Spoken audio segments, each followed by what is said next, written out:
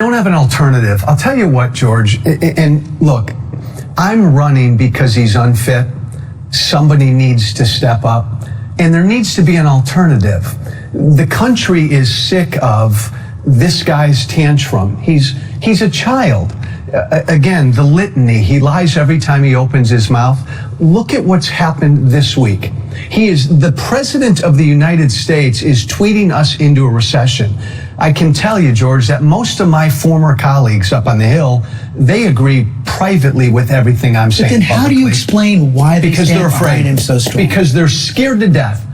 Look, George, this isn't easy to do. I just sat down with you and said, I'm going to run for president. I'm going to challenge this guy. I'm opening up my life to tweets and attacks. Everything I've said and tweeted now, Trump's going to go after, and his bullies are going to go after. You ready for it? Yes, I'm ready for it. Republicans are scared to death of that. Here's what I think most of my former colleagues believe. They think Trump's going to lose in November, and they want him to lose in November. And then they think they're done with him and everything can go back to normal. Then they lose the courts, they lose the Supreme Court, they lose the next vacancy, they lose taxes. That's the argument the president's been making. They want Trump gone. They're just afraid to say that he's unfit. Look at this week. If you privately polled every Republican member of Congress, the president of the United States ordered private companies to not do business with China. The president of the United States said our Fed chair is as big of an enemy as China. Most Republican voters are tired of the drama. They're tired of his BS. George, I believe this. Look, you're on talk radio every day. You're on in the afternoon in Chicago. When you speak like this, what do you hear from your listeners? Support, correct? I hear support for the president. It's difficult to be a critic of the president's in conservative talk radio, but I hear real ambivalence as well. And I hear often, George, what you just said at the beginning. I don't like him, and I wish he wouldn't tweet, and I wish he would keep his mouth quiet, but we're getting some good things done.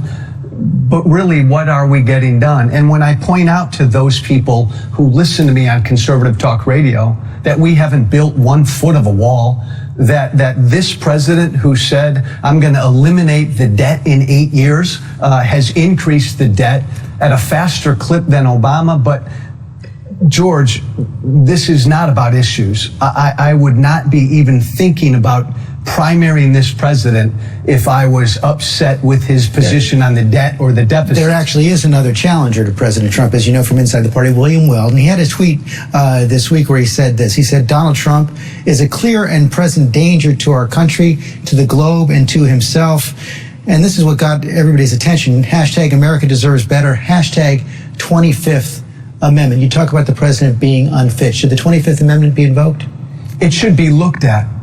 George, we've never had a situation like this. You can't believe a word he says. And again, I don't care your politics, that should concern you. He's nuts. He's erratic. He's cruel. He stokes bigotry. He's incompetent. He doesn't know what he's doing. George, he's a narcissist. Everything he cares about, the only thing he cares about is Trump. He doesn't give a damn about America. He doesn't care about the border. You and I talked before I came on air. He lost me for certain at Helsinki. When the president, conference with Putin. Yeah, when the president of the United States stood in front of the world and said, I stand with that guy and not my own people. That's disloyal. That's un-American. His supporters, I think, are tired of this. Our campaign slogan, George, is be brave. Be brave. This is not a difficult thing for me to do. I'm opening up my life. But the bet that my campaign is making, and I'm going to pound Trump every single day. He's a bully and he's a coward, and somebody has to call him out. And I cannot believe nobody in our party's calling him out. But the bet, George, of my campaign is that there are a lot of Republicans who feel like I do.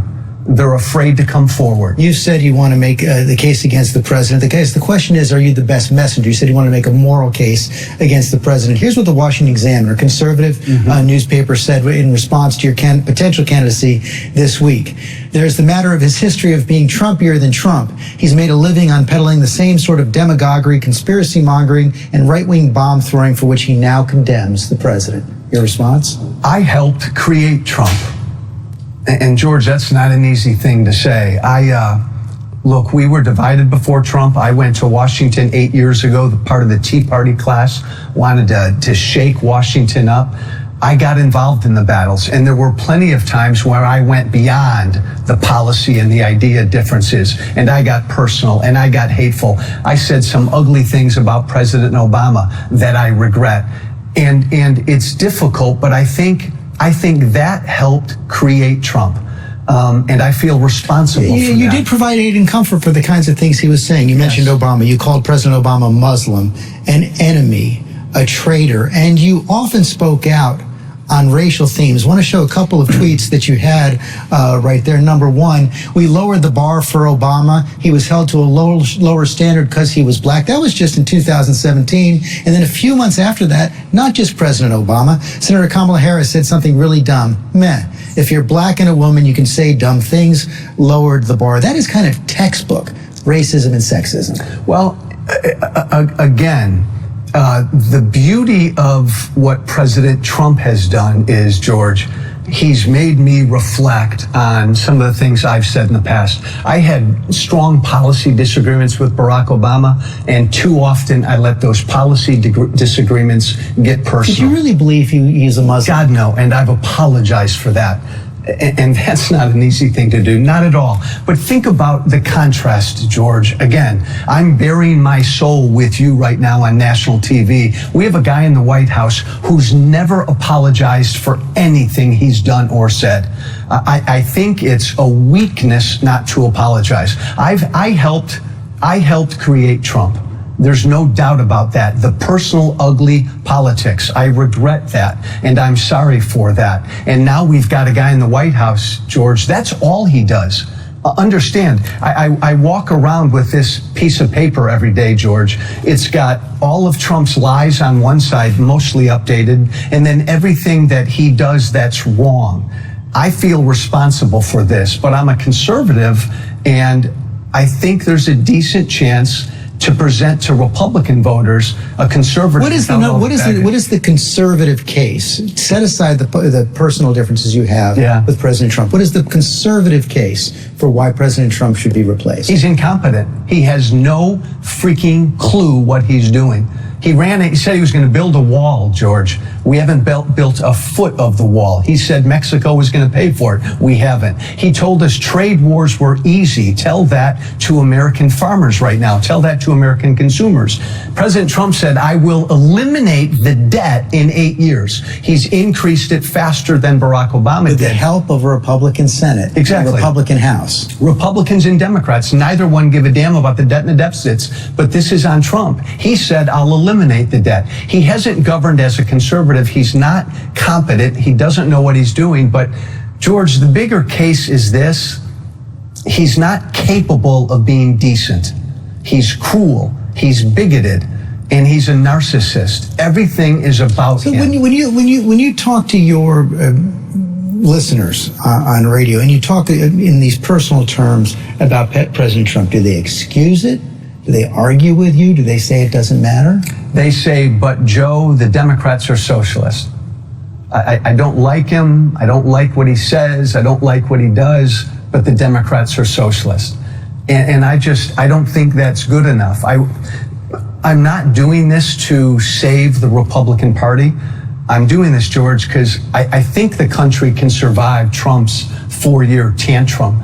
But you give this guy another 4 years in the White House. Right now, he is, George, literally tweeting us into a recession. He'll tweet us into war. But as you know, presidents who face a serious primary challenge, Jimmy Carter from Ted Kennedy, George H.W. Bush from Pat Buchanan, hurt him badly in New Hampshire. It tends to weaken them. They tend to lose. Are you prepared to take responsibility if you do well in this for helping elect a Democrat that some of your viewers and listeners will say, oh, socialist? It doesn't matter. Absolutely. I'm going to do whatever I can. I don't want him to win. The country cannot afford to have him win. If I'm not successful, I'm not voting for him. I'd rather get back to the place, George, where I'm sitting down next to a Democrat member of Congress and we're arguing about capitalism and socialism. We're arguing about ideas. But instead, we're talking about a child in the White House who tweets ugly insults at average Americans every day. We're tired of that. I want to get away from that. I want to get back to the policy. William Weld has been out there for months, not making much of an impact. How can you run a real campaign? Where's the money going to come from? Where are you going to focus? We're going to focus on Iowa and New Hampshire. We're going to be on TV as much as we can. Again, be brave is our campaign slogan. I believe there are people out there dying to come out, stick their necks out, and say publicly what they believe privately, that this guy is unfit, he's indecent, he's setting a horrible example for millions and millions of American children every day. I think this thing, George, will catch on like wildfire. And if you're wrong? If I'm wrong, it was the right fight because somebody had to do this. Again, George, we have somebody in the White House who's not fit to be president. Everybody knows that. Joe Walsh, thanks for your time this morning. Thanks, George. Up next, John Carl's live at the G7 Summit, and 5:38, it's Nate Silver on the political impact of Trump's trade war. We'll be right back. So cool. On up close. Are you concerned about how the market is reacting to the No, the market's doing great, and you people want a recession, get you thinking. Maybe that's the way to get Trump out. Maybe that's the way we get him out. But I don't even think that would work because, look, if there's anything, it's, we've got to go into trade negotiations to get it right. We have horrible trade deals, and I'm straightening them out. The biggest one by far is China.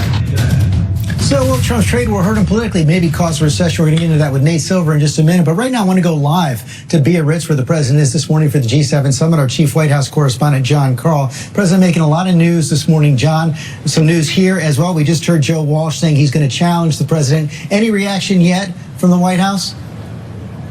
Well, I asked the campaign about this. We got a word back from the communications director for the Trump re-election campaign. George, simply a one-word answer, whatever. When we asked about Walsh jumping in this race. Look, the president's hold on the Republican Party is as strong as it's ever been. In fact, he is by far the most popular Republican figure among Republicans in the country. There's really no indication that he has any vulnerability whatsoever to a primary challenge, which is why you've seen some of the bigger names who could have possibly jumped in, people like Mitt Romney or John Kasich, opt not to jump in, although Kasich says he is not ruling anything out. Yeah, and we'll see if the president sticks to that one-word response when he gets on Twitter, perhaps later on today. Yeah. In the meantime, as I said, he has been making a lot of news this morning, including something that has seemed to surprise a lot of people when he was asked if he had any second thoughts about the trade war with China. Here's what he said. President, any second thoughts on escalating the trade war with China? Yeah, sure. Why not? Second thoughts? Might as well. Might as well. You have second thoughts about escalating the war with I have China? second thoughts about everything. Now, actually, the president rarely admits to second thoughts about anything, so that's why this surprised so many people. But already, the White House backtracking? Yeah, this is something else. First of all, George, it's important to say even before he got to that, it seemed like he was backing down. He talked about how he hopes to get a deal with the Chinese, that he believes the Chinese want to do that even more than he does. He said he wasn't going to go forward with this idea of declaring a national emergency. So it seemed like he was trying to de-escalate. But after those comments about second thoughts, the press secretary and communications director for the White House, Stephanie Grisham, put out a statement, and I want to read it to you, George. It said, the president was asked if he had any second thought on escalating the trade war with China. His answer has been greatly misinterpreted. President Trump responded in the affirmative because he regrets not raising the tariffs higher. So while it looks like the president was trying to cool things down with the Chinese, we now have a statement coming out effectively throwing more gasoline on the fire. So a week of zigs and zags has one more zig as well. Meantime, this G7 last year, it was a fractious meeting. The president got into several fights, including with the Canadian Prime Minister Trudeau. It seems that's created some lowered expectations for that G7 summit this time around. Well, it sure has. And even before it got started out, you had some back and forth. The president, right before he left the White House on his way here, invoked the possibility of raising tariffs on French wines. The top official for the European Union was very critical of the president on a variety of issues while he was flying over here. The president's largely gotten a very warm reception. It's been very cordial, very diplomatic. But, George, what's interesting is usually these meetings, as you well know, know, end with some form of a joint statement. This time, even before this meeting got started, President Macron of France, who is the host of the summit, said that there will be no joint statement. He said it would be pointless given the obvious disagreements with the President of the United States on a range of issues, including climate change, Iran, and obviously trade. John Carl from the G7 Summit. Thanks, John. So could the fallout from Trump's China trade war stall the economy and sink his best shot at a second term? We asked 538's Nate Silver, do you buy that? So trade policy doesn't make the most dramatic headlines, but I'd argue that Trump's tariffs on China are a threat to his reelection. In fact, I think they're one of the bigger risks he's taken politically since taking office. That's because the economy has really been the best thing that Trump has going for him. His average approval rating on the economy is about 52%, compared to just 42% job approval overall. But consider the potential. Breaking news alerts on the ABC News app. We'll be right back.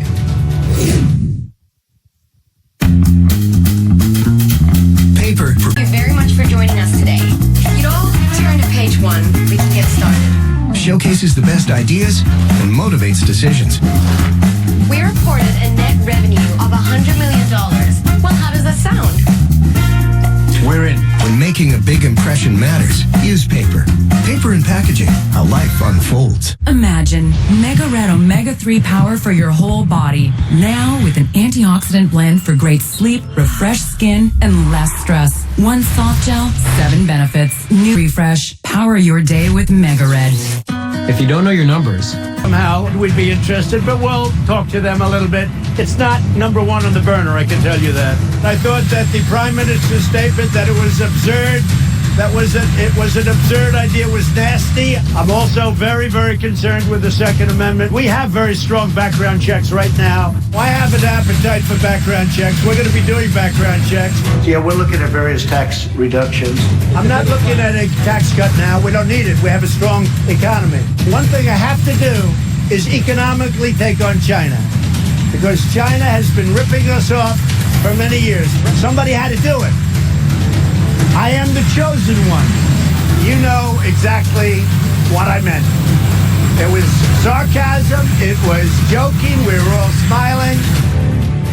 What a week at the White House. Just a capsule look at that right there. And we're going to talk about it now on our roundtable. Our team of political analysts, Chris Christie, former governor of New Jersey, ally of President Trump; Rahm Emanuel, former mayor of Chicago, White House chief of staff for President Obama; the CEO of Democracy for America, Bette Simpson; our chief political analyst, Matthew Dowd; and Republican strategist, Alice Stewart. So, Ron, let's just begin. We heard what Joe Walsh had to say about the week. What was your read on this week with President Trump? Were we seeing something different, or just a concentrated version of what we've seen before? Well, 2 things. One is that what we all have said, but he is firm in his opinions. It's his principles he's flexible on. And that's the only way to explain that. The other thing is, if you go 2 weeks ago to this week, I put a pin on the Fox poll.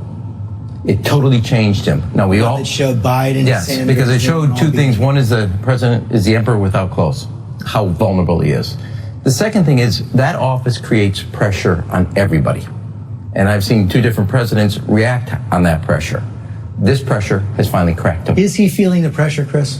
I don't sense it. I spoke to him this week, and I think what happens is we all react, and sometimes when it's concentrated like it was this week, and I agree that it was, we all react and think that we're seeing something different, but we're not. This is him.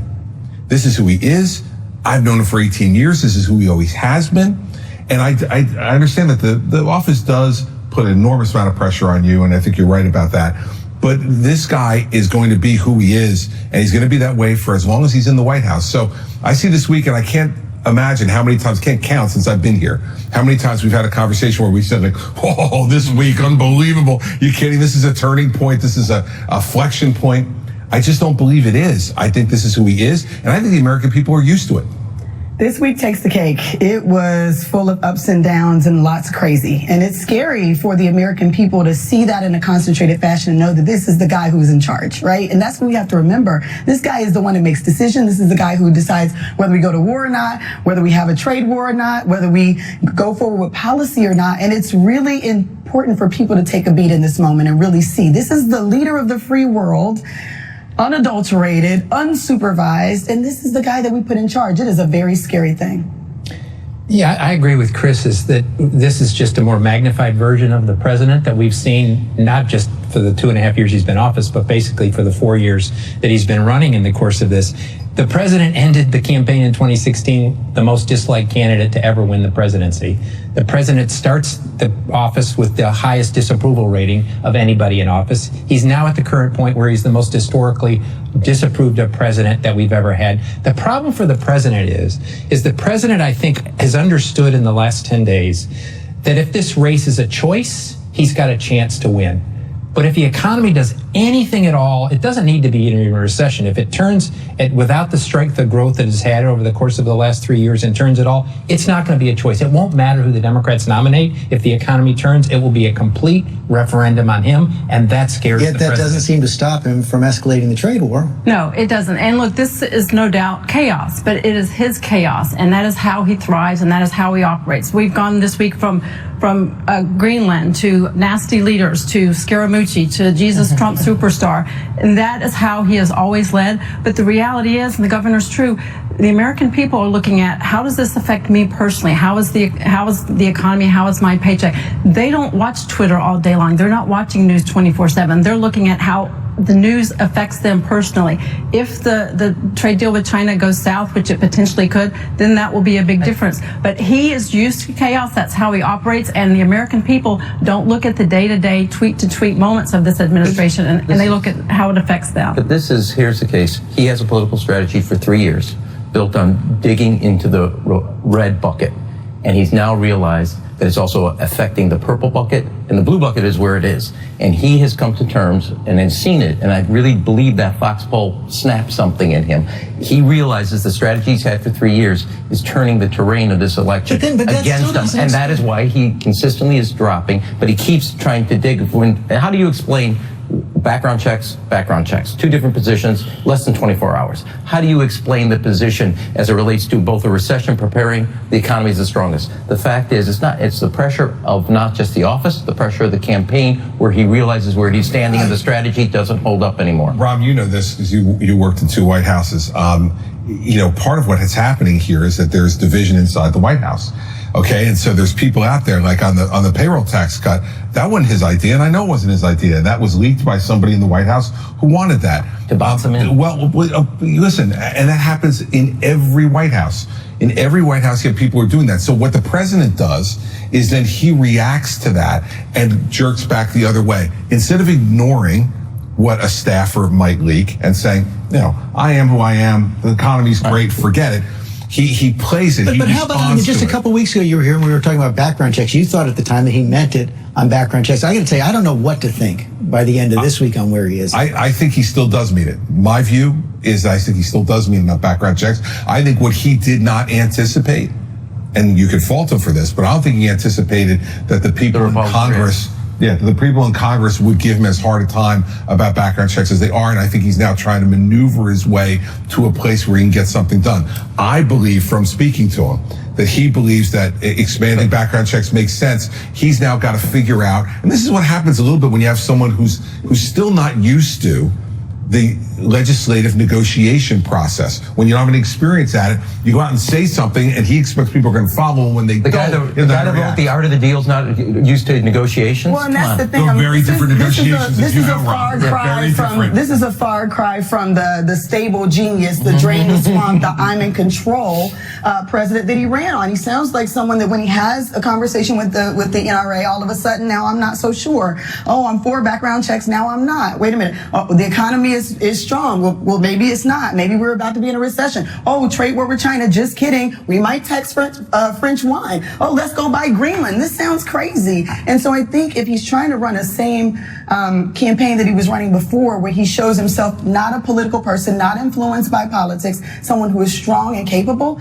this is completely the opposite. With regard, you have to listen to him. He telegraphs a lot of what he's going to do and the things he says. And we have gone from background checks to now you hear him mention more about mental health and and looking at mental. After talking to the NRA. Exactly. And here's the thing, he realizes something has to be done, but he also realizes the big portion of his base, strong Second Amendment supporters, NRA members like myself. I expect something to be done with regard to gun violence, and the more he mentions mental health, I see us moving in the direction of red flags. Red flags. Republicans agree that reasonable background checks are a good thing. This is the problem the president is in, right? It's not can he negotiate with the legislature? I don't think he has a concept of what it means to be a leader. Fundamentally, what it means to be a leader. Because if he came out, which everyone thought he was going to do, strong on background checks, the Republicans in Congress, by and large, would all follow in line because they are, as Joe Walsh said earlier, they are afraid of him. Every time they walk on the step, they take a step, they are. But coming out for background checks, for red flag laws, for a whole series of things, which the vast majority of the country supports, would actually put them in a better position. I think the Democrats, if they have a referendum to run, and the referendum to run is on guns, the Republicans, almost in every single close race, will lose. George, this is two things, is political and economic. One, he's seeing the political strategy is not going to pay the dividends he thought, because he's just playing a red strategy and he's got to have a purple strategy, and he's never had it, and now it's coming to bear home. Second is the early days of what's going to be known as the Trump slump. And he knows the economic consequences of what's happening, which is why he's moving back and forth on the economic tactics. On that, it feels like that, Chris, that what you're having here is that his long-standing views about China are running straight into his needs on the economy. He needs a healthy economy going into the next election, but he believes what he's saying most of the time about tariffs on China and the trade war on China. No, listen, I think he does absolutely believe what he's saying about China, and it's been one of the only things that's really been consistent about his political philosophy going back 30 years has been this issue of trade. But when I listen to this analysis, this is October analysis, like October of the year before analysis. This is going to mean nothing until the Democrats nominate someone, because, it could become a referendum. A lot of times with incumbents, it does become a referendum, Matt, but it's just as often, if not more often, a binary choice. And right now, we've got nothing Even to look in at. a recession? Yeah, well. It's never a binary. No. Hold on, but wait a second. I didn't say it was. A recession will become a whole different problem for the president, as it was for Bush 41, who was wildly popular, right? Any president becomes a problem. That's a whole different discussion to have, which we won't know until next summer, right? But for right now, until it's a binary choice, all the analysis we're making, while it's, of course, Rahm is brilliant, but the bottom line is it doesn't. But it will be completely irrelevant. That was heartfelt. I want you to know. Irrelevant brilliance until we get to next year. The question I want to ask you then is, will Joe Walsh be relevant or not? I don't think he will. Granted, he gave an impassioned plea out here this morning, and I applaud him for the courage and conviction to get in the race. But I spoke with a senior re-election campaign official after the announcement was made, and his response, who is that? He has nowhere near the name ID that Trump does. Trump has virtually 90% of the Republican Party locked up. You need fundraising, you need infrastructure, you need data, you need the support of the Republican Party, and Trump has that. And not only that, not only of the people across the country, the Republican Party is behind him, and that means state GOP chairmen, state parties, and these elections in presidential races are run state by state. When you have the state directors supporting president 100%, unfortunately, someone like Joe Walsh isn't going to get any traction. I think that Joe Walsh, the odds of him being able to beat Donald Trump in the Republican primary with Donald Trump... But can he wound him is the question. So I think the question is, should somebody make a principled argument saying this is what conservatism means, this is what a Republican Party that I understand to mean, and contrast it with Donald Trump is important? Yes. I have been the subject and the target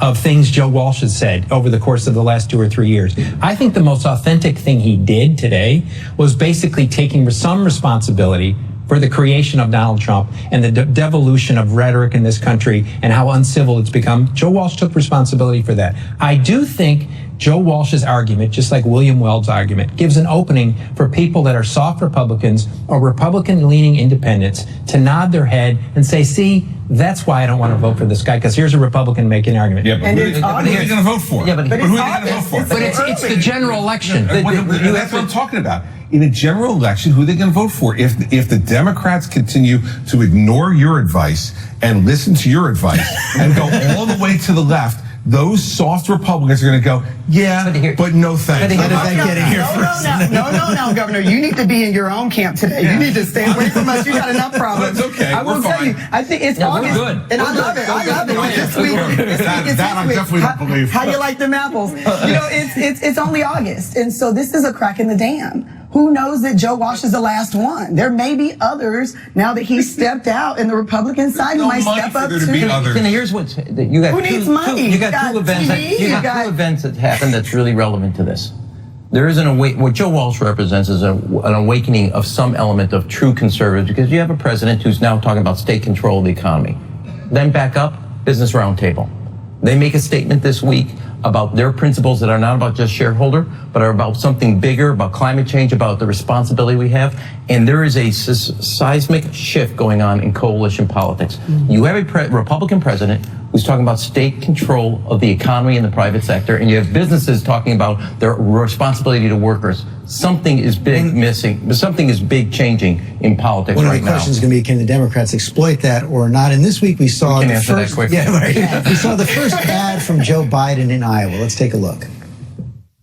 We know in our bold electability argument. Now, it is true that if you look back over the course of the summer, basically nothing's changed since the debates in the national polls on the Democratic side. But is this a wise strategy for the Biden team? To me, electability is if you start talking about it, you're in a weak position. Right. That's my view. And electability should demonstrate itself. I think the problem Joe Biden has, I think he's the leading candidate. Odds are today, if you pick from all the candidates, he's likely the Democratic nominee. But he's only got a third of the vote right now at most. His best hope is that this candidate field stays multi-candidate field for a lengthy period of time. I think that Joe Biden has to demonstrate it, that he has a voice for somebody, as I've said before, that started running for office and serving office before we had 8-track came and went, is that he has to demonstrate he has a voice for a new generation of leadership, and that's a very tough thing for him. And he's really struggling with that. I mean, I think this has been a tough week and tough couple weeks for Joe Biden. He is having a lot of trouble staying on message. He's saying a lot of things off, and people are wondering whether he has the stamina. It hasn't moved his poll numbers at all. Well, but we know what polling is, and we know it's early, right? And so we've been talking about the fact that the more he gets out there, he still isn't seeing the big grassroots support, the big rallies, the big events. I think the fact that you see his wife already going to the electability argument means they know that he's weak, and I think that's a challenge for him. And the tweak of his campaign message, I think, was important, because just going around saying, I'm the one that can take on Trump, wasn't good enough. You have to give someone, voters, something to vote for, not just who to vote against. And he's got really a three-pronged moving forward. Got to show that he is the one to beat Donald Trump. He has to show that he has the strong message that resonates with Democrats. And he has to be able to contrast himself with his Democratic challengers. And that means pointing out these candidates, Sanders and Warren, are too far left. I am more moderate. I am someone that certainly represents the Democratic views, but is also viable and strong in the general election. But he has to find that section in the middle that isn't too far left, but is also designates where most Democrats are right Look, now. Electability normally, I would say, is a thin reed. But given how Democrats feel, given by 54-41, they want somebody that can win. I'm not so sure it's normally, given this year, the thin reed it is. But the bigger challenge is what Matt hit on. Joe Biden, who's been in office, has to talk about he has to fill in the picture of where he wants to take America going forward. And the problem is he keeps going to explain the past and not be able to define what the future looks like. And if he can get himself to the future argument, he's going to be stronger. The problem is he keeps getting literally tripped up by trying to explain what happened 30, 20, 40 years ago. And that's his challenge. And he has to be about the tomorrow, not about yesterday. Here's the problem for Democrats. The problem isn't Joe Biden's lack of message. It's the message the other candidates have. It's just not a message that's going to sell broadly to the American public. It's just not. And so if you look at the thing, you look at Bernie Sanders this week. You might get somebody who had a tough week. I mean, his Green New Deal is even more expensive than the current Green New Deal that's on the table. The American people are going to see this and just say, I'm sorry, I can't go that far.